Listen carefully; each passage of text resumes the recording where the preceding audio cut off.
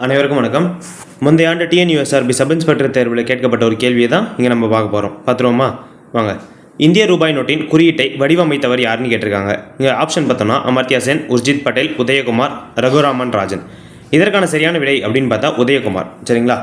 சரி, இந்த பேலன்ஸ் இருக்கிற 3 ஆப்ஷனில் யார் யார் என்னது ஃபேமஸ்ன்னு பார்த்துருவோமா? வாங்க ஃபஸ்ட்டு பாருங்கள். உதயகுமார் இவர் இப்போ தான் நம்ம பார்த்தோம் இந்திய ரூபாய் நோட்டின் குறியீட்டை வடிவமைத்தவர்னு கேட்டாங்கன்னா நம்ம உதயகுமார் தான். தேவநாகரி எழுத்து ரா மற்றும் ரோமன் எழுத்து ஆர் ஆகியவற்றை இணைத்து தான் உருவாக்கியிருப்பார். வெளியிடப்பட்ட ஆண்டு நம்ம கேட்கலாம், அடுத்த வாட்டி கேட்டால் நம்ம வெளியிடப்பட்ட ஆண்டு கேட்கலாம்ல, அதனால தான் ஜூலை 15, 2010. சரி, அடுத்தது இந்த உர்ஜித் பட்டேல் அப்படின்றவர் யாருன்னு பார்த்தோம்னா 24வது ஆர்பிஐ கவர்னராக பணிபுரிஞ்சிருப்பார்.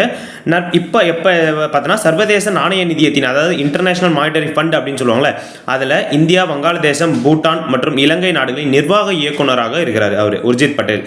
அடுத்தது பார்த்தீங்கன்னா அமர்த்தியா சென் பற்றி நம்ம பொதுவாக எல்லாருக்குமே தெரிஞ்சிருக்கும். மனித மேம்பாட்டு குறியீடு ஹியூமன் டெவலப்மெண்ட் இண்டெக்ஸ் என்ற கருத்து 1990ஆம் ஆண்டு மஹபூப் உல் ஹக் இந்திய நோபல் பரிசு பெற்ற அமர்த்தியா சென் இவங்க 2 பேராக தான் சேர்ந்து இதை இன்ட்ரோடியூஸ் பண்ணியிருப்பாங்க.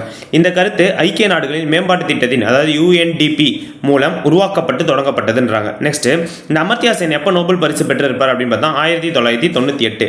அடுத்தது இந்த ரகுராம் ராஜன் இவர் எதுக்கு ஃபேமஸ் அப்படின்னு பார்த்தா ஆர்பிஐயோட 24வது கவர்னராக பணிபுரிஞ்சிருப்பார். சரிங்களா?